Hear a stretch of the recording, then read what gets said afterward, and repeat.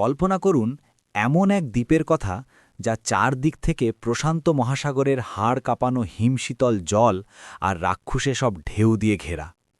ক্যালিফোর্নিয়ার San Francisco উপসাগরের ঠিক মাঝখানে মাথা উঁচু করে দাঁড়িয়ে থাকা ২২ একরের একটি রুক্ষ পাথুরে দ্বীপ, যার নাম শুনলেই একসময় আমেরিকার বাঘা বাঘা অপরাধীদেরও রক্ত হিম হয়ে যেত।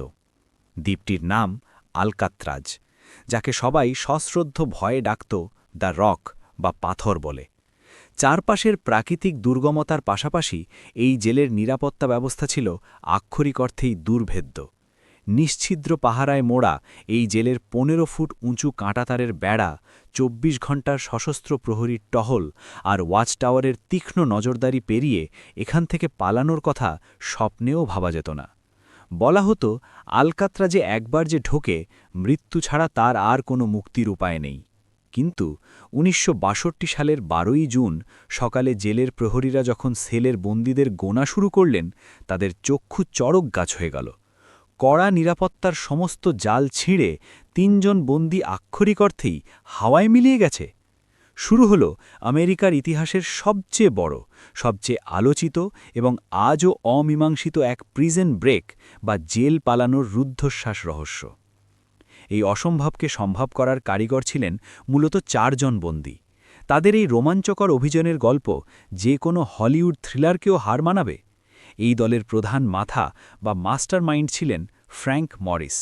১৯২৬ সালে ওয়াশিংটন ডিসিতে জন্মগ্রহণ করা মরিসের শৈশব কেটেছিল চরম অবহেলা আর অনাথ আশ্রমে। মাত্র ১৩ বছর বয়স থেকে অপরাধ জগতে পা রাখা মরিসের আইকিউ ছিল ১৩৩, যা তাকে একজন জিনিয়াস স্তরের মানুষের কাতারে ফেলে দেয়। দেখতে শান্তশিষ্ট, লাজুক এবং পরিপাটি হলেও জেল পালানোতে সেই ছিল রীতিমতো ওস্তাদ। এর আগে লুইজিয়ানা ও আটলান্টার মতো সুরক্ষিত কারাগার থেকেও সে অবলীলায় পালিয়েছে। আলকাত্রাজে আসার পর রক্ষীরা তাকে সাধারণ বন্দীই ভেবেছিল, কিন্তু মরিসের মাথায় তখন ঘুরপাক খাচ্ছিল অন্য এক মাস্টার প্ল্যান। মরিসের এই পরিকল্পনায় সঙ্গী হল ২ ভাই, জন অ্যাংলিন এবং ক্ল্যারেন্স অ্যাংলিন। জর্জিয়ায় জন্ম নেওয়া এই ২ ভাই ছিল কৃষকের সন্তান। ১৯৫৮ সালে একটি ব্যাংক ডাকাতির দায়ে তাদের ৩৫ বছরের কারাদণ্ড হয়। মজার ব্যাপার হল, তারা খেলনা বন্দুক দেখিয়ে ব্যাংক লুট করেছিল। আটলান্টা কারাগার থেকে পালানোর চেষ্টার পর তাদের এই আলকাত্রাজে বদলি ভাড়া হয়। এই ২ ভাইয়ের সবচেয়ে বড় গুণ ছিল তারা বরফ গলা জলেও দারুণ সাঁতার কাটতে পারত। ছোটবেলায় মিশিগান লেকের জমাট বরফ জলে সাঁতার কেটে তারা সবাইকে তাক লাগিয়ে দিত, আর এই সাঁতারের দক্ষতাই তাদের আলকাত্রাজ থেকে পালানোর ক্ষেত্রে সবচেয়ে বড় অস্ত্র হয়ে দাঁড়িয়েছিল। তাদের সাথে যোগ দেয় চতুর্থ এক ব্যক্তি, তার নাম অ্যালেন ওয়েস্ট। ১৯২৯ সালে নিউ ইয়র্কে জন্ম নেওয়া ওয়েস্টেরও আগে জেল পালানোর রেকর্ড ছিল, যদিও সে বাকি ৩ জনের মতো ততটা বুদ্ধিমান ছিল না। তবে আলকাত্রাজে এটা তার দ্বিতীয় মেয়াদ হওয়ায় জেলের নারী নক্ষত্র এবং অনেক রক্ষীর দুর্বলতা তার জানা ছিল। এই ৪ জন যখন আলকাত্রাজের বি ব্লকে পাশাপাশি সেলে থাকার সুযোগ পেল, তখন থেকেই শুরু হলো ইতিহাসের সবচেয়ে নিখুঁত পালানোর ছক কষার কাজ, যা একদিন দুদিন নয়, একটানা ১ বছরেরও বেশি সময় ধরে তিল তিল করে গড়ে তোলা হয়েছিল। পরিকল্পনাটা শুরু হয় জেলের সেলের একেবারে পেছনের একটি ছোট ভেন্টিলেটর বা হাওয়া চলাচলের পথ থেকে। জেলের ছাদে মোট ৮টি ভেন্টিলেটর ছিল, যার মধ্যে একটিকে সিমেন্ট দিয়ে পুরোপুরি বন্ধ করা হয়নি। এই ফাটলটার কথা জানতে পারার পর মরিস বুঝতে পারে কোনো মতে যদি সেলের ভেন্টিলেটর ভেঙে জেলের ছাদে ওঠা যায়, তবে সেখান থেকে নিচে নেমে সমুদ্রে পৌঁছানো সম্ভব। কিন্তু সমস্যা হলো, খালি হাতে কংক্রিটের দেওয়াল ভাঙবে কি করে, আর প্রহরীদের চোখেই বা ধুলো দেবে কিভাবে? প্রতিদিন বিকেল ৫:৩০ থেকে ৭:৩০ পর্যন্ত জেলে হ্যাপি আওয়ার চলত, যখন বন্দীরা বাদ্যযন্ত্র বাজাতে পারত। মরিস এই সুযোগটাকে কাজে লাগাল। তার অ্যাকর্ডিয়ান বাজানোর প্রবল শব্দের আড়ালে বাকিরা মেস থেকে চুরি করা চামচ আর ১০ সেন্টের কয়েন দিয়ে সেলের ভেন্টের চারপাশের কংক্রিট ঘষে ঘষে তুলতে শুরু করল। মাসের পর মাস ধরে একটু একটু করে তারা গর্ত বড় করতে থাকে। কাজ শেষে গর্ত লুকোনোর জন্য তারা আর্ট পেপার বা কার্ডবোর্ড দিয়ে জেলের আসল গ্রিলের মাপে একটি নকল গ্রিল বানিয়েছিল। সাবান আর টয়লেট পেপার ভিজিয়ে পেস্ট বানিয়ে তারা সেই নকল গ্রিলকে এমন নিখুঁতভাবে আটকে রাখত আর সবুজ রং করে দিত যে বাইরে থেকে দেখে বোঝার উপায় ছিল না ভেতরে এত বড় একটা ফোকর তৈরি হয়েছে। কিন্তু শুধু সেল থেকে বেরোলেই তো হবে না। রাতে গার্ডরা যখন টহল দেবে তখন সেলে বন্দীদের না দেখতে পেলে তো সাথে সাথে অ্যালার্ম বেজে উঠবে। এর জন্য তারা এক অভিনব উপায় বের করল। তারা জেলের সেলুন থেকে জমানো আসল চুল, সাবান, টয়লেট পেপার আর কংক্রিটের গুঁড়ো মিশিয়ে অবিকল মানুষের মাথার মতো ৩টে ডামি বা পুতুল তৈরি করে ফেলল। জেলের আর্টশপ থেকে গায়ের রঙের সাথে মিলিয়ে রং এনে সেগুলোকে এত বাস্তব রূপ দিল যে অন্ধকারে বোঝার কোনো উপায়ই ছিল না। তারা ভালোবেসে এই ডামিগুলোর নাম দিয়েছিল অস্কার। এদিকে অ্যালক্যাট্রাজের চারপাশের বরফ শীতল জল আর প্রবল স্রোত পেরোনোর জন্য শুধু সাঁতার জানাই যথেষ্ট ছিল না, প্রয়োজন ছিল একটি নৌকার। জেলের কড়া নজরদারির মাঝেই সেলের পেছনের একটা অন্ধকার করিডরে তারা গড়ে তুলল নিজেদের এক গোপন ওয়ার্কশপ। সেখানে বসে পপুলার মেকানিক্স ম্যাগাজিন পড়ে মরেস এক অভাবনীয় কাণ্ড ঘটিয়ে ফেলে। জেলের বিভিন্ন বন্দির কাছ থেকে জোগাড় করা ৫০টিরও বেশি রেইনকোট জোড়া লাগিয়ে তারা বানিয়ে ফেলে আস্ত একটা ভেলা এবং লাইফ জ্যাকেট। গরম পাইপের সাহায্যে রবার গলিয়ে জোড়া লাগানোর বিশেষ পদ্ধতি ভালকেনাইজেশন কাজে লাগিয়ে সেগুলোকে একেবারে নিশ্ছিদ্র করা হলো। হাওয়া ভরার জন্য বাদ্যযন্ত্র কনসার্টিনাকে বানানো হলো পাম্পার, আর বাতিল কাঠ দিয়ে তৈরি হলো প্যাডেল। ১৯৬২ সালের মে মাসের দিকে তাদের গর্ত খোঁড়ার কাজ শেষ হয়।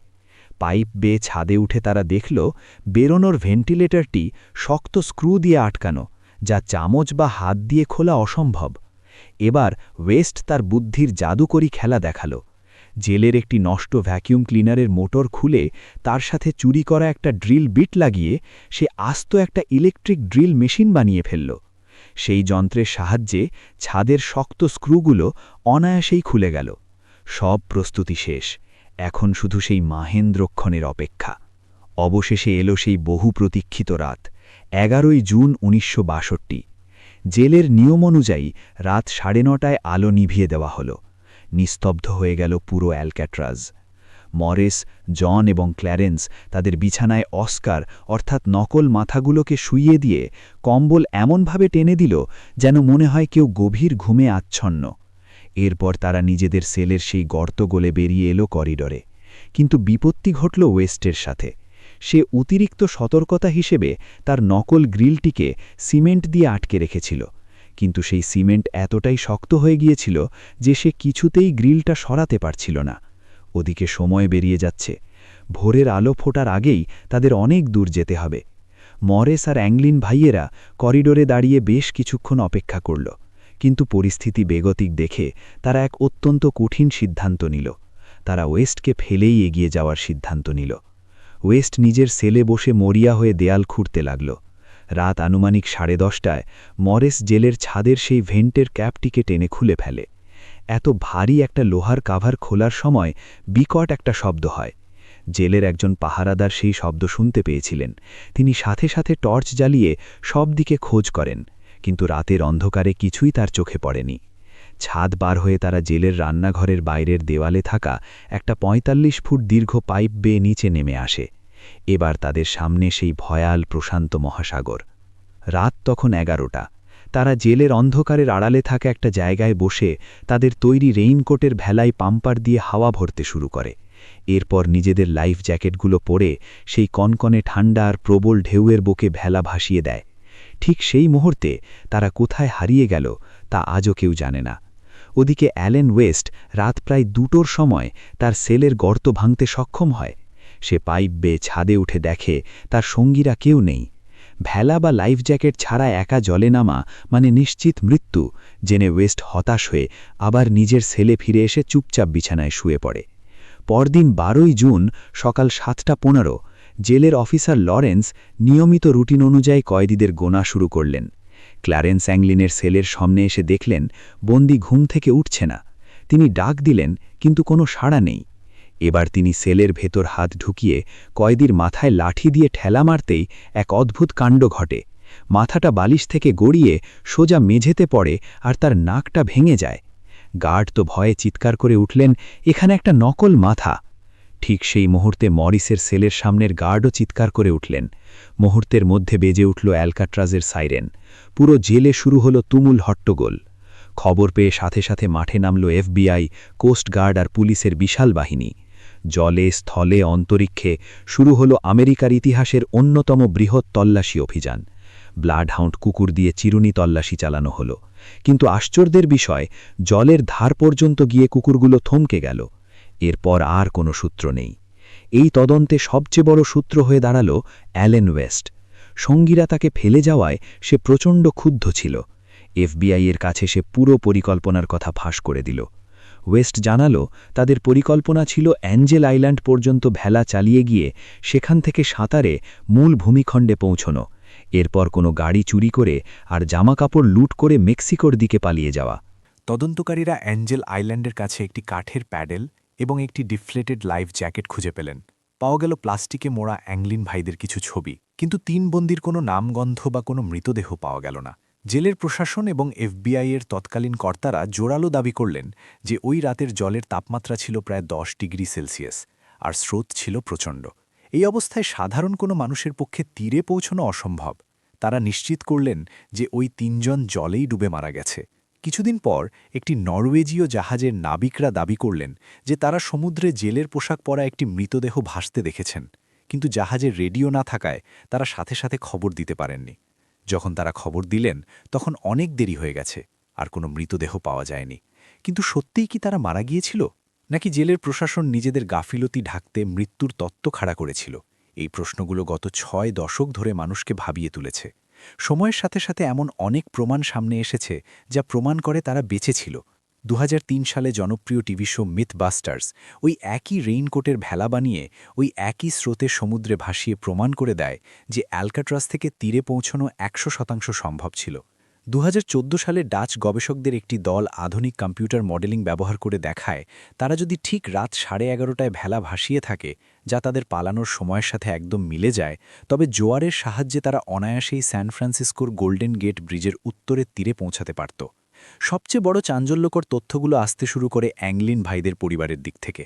পালানোর পর থেকে প্রতি বছর তাদের মায়ের জন্মদিনে পরিচয়হীন কেউ গোলাপ ফুল পাঠিয়ে যেত।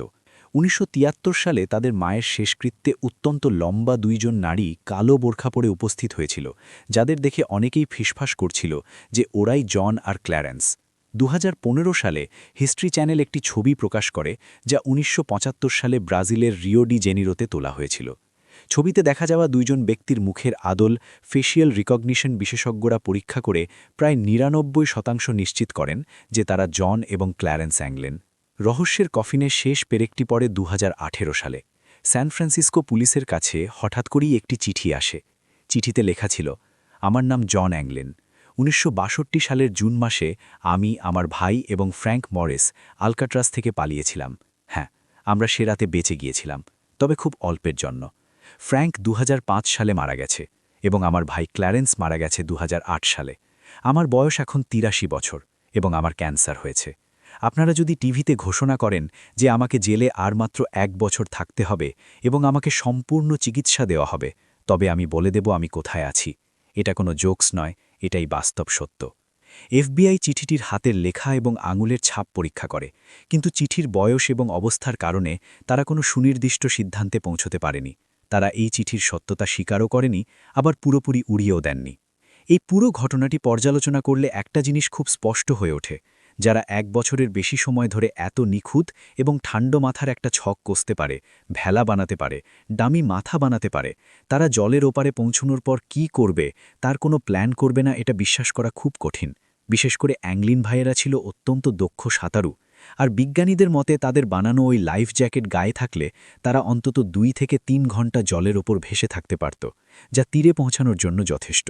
তাছাড়া ওই রাতে মেরিন কাউন্টি থেকে একটি নীল রঙের শেভরলে গাড়ি চুরির রেকর্ড পুলিশের খাতায় রয়েছে, যা ওয়েস্টের বলা পরিকল্পনার সাথে একদম মিলে যায়। হয়তো তারা সত্যিই সেই ভয়াল স্রোতকে জয় করে তীরে পৌঁছেছিল। হয়তো ফ্র্যাঙ্ক মরিস নিজের মতো আলাদা পথ বেছে নিয়েছিল, আর অ্যাংলিন ভাইয়েরা মেক্সিকো পার হয়ে ব্রাজিলের কোনো এক গ্রামে নিজেদের বাকি জীবনটা শান্তিতে কাটিয়ে দিয়েছিল। আবার এও হতে পারে জেলের দেওয়ালে নিজেদের শ্রেষ্ঠত্বের প্রমাণ রেখে গেলেও প্রকৃতির কাছে তারা হেরে গিয়েছিল এবং মহাসাগরের অতল গহ্বরে চিরতরে হারিয়ে গিয়েছিল। সত্যিটা যাই হোক না কেন, ফ্র্যাঙ্ক মরিস আর অ্যাংলিন ভাইয়েরা এই পালানোর গল্পটি মানুষের অদম্য ইচ্ছাশক্তি, বুদ্ধিমত্তা এবং স্বাধীনতার প্রতি অনন্ত তৃষ্ণার এক অনন্য উদাহরণ। অ্যালকাট্রাজের মতো পৃথিবীর সবচেয়ে সুরক্ষিত আর দুর্ভেদ্য কারাগার থেকে তাদের এই প্রিজন ব্রেক আজও ইতিহাসের পাতায় সর্বশ্রেষ্ঠ এবং সবচেয়ে দুঃসাহসিক পলায়ন হিসেবে স্বর্ণাক্ষরে লেখা আছে। এই পুরো ঘটনাটি শোনার পর আপনাদের কি মনে হয়? তারা কি সত্যিই সেই রাতে প্রকৃতির বাধাকে হারিয়ে পালাতে পেরেছিল, নাকি সমুদ্রের বুকেই তাদের সলিল সমাধি হয়েছিল? 2018 সালের ওই চিঠিটাই বা কতটা সত্যি বলে আপনাদের মনে হয়? আপনাদের মূল্যবান মতামত অবশ্যই কমেন্ট করে জানাবেন। ভিডিওটি তৈরি করতে আমাদের প্রচুর পড়াশোনা এবং পরিশ্রম করতে হয়েছে। গল্পটি যদি আপনাদের রোমাঞ্চিত করে থাকে তাহলে ভিডিওটিতে একটি লাইক দিতে ভুলবেন না। আপনাদের একটি লাইক এবং শেয়ার আমাদের এই ধরনের আরও অজানা এবং রহস্যময় ইতিহাস নিয়ে আসতে দারুণভাবে উৎসাহিত করে। আমাদের চ্যানেলে নতুন হয়ে থাকলে সাবস্ক্রাইব করে বেল আইকনটি প্রেস করে রাখুন। সম্পূর্ণ ভিডিওটি দেখার জন্য অসংখ্য ধন্যবাদ। ভালো থাকবেন, সুস্থ থাকবেন এবং সাবধানে থাকবেন। দেখা হচ্ছে আগামী ভিডিওতে নতুন কোনো রহস্যের সাথে।